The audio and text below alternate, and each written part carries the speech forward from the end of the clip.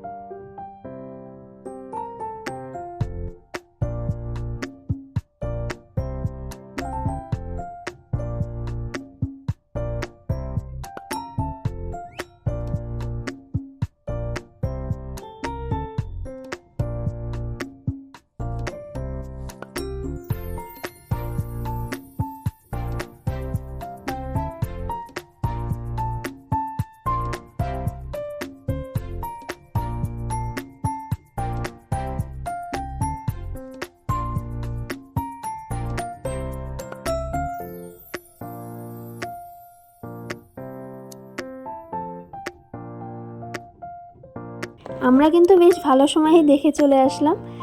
এরপরে দেখো মানে আমরা বেরিয়ে আসার পরেই দেখো কত ভিড় হয়ে গেল, মানে অনেকটা লাইন দিয়ে দিয়ে দেখতে হচ্ছে। আমরা বেশ কিন্তু ফাঁকায় ফাঁকায় দেখে আসলাম।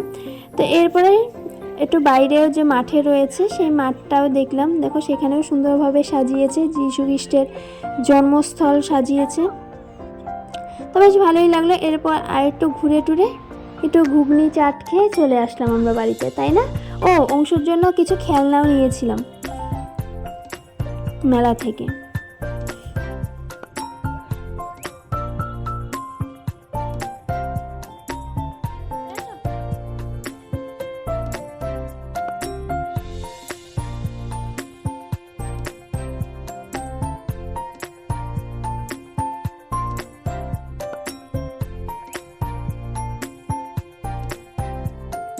তো চারদিকে কিন্তু ঘুরে নিলাম। এরপরে যেহেতু খুব ঠান্ডা পড়েছে, সেজন্য আর বেশি রাত করলাম না।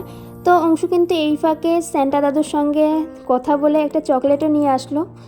তো ভিডিওটা এই পর্যন্তই। ভালো লাগলে লাইক, কমেন্ট আর শেয়ার করতে ভুলো না। চ্যানেলটাকে সাবস্ক্রাইব করে দিও। তো আজকের মতো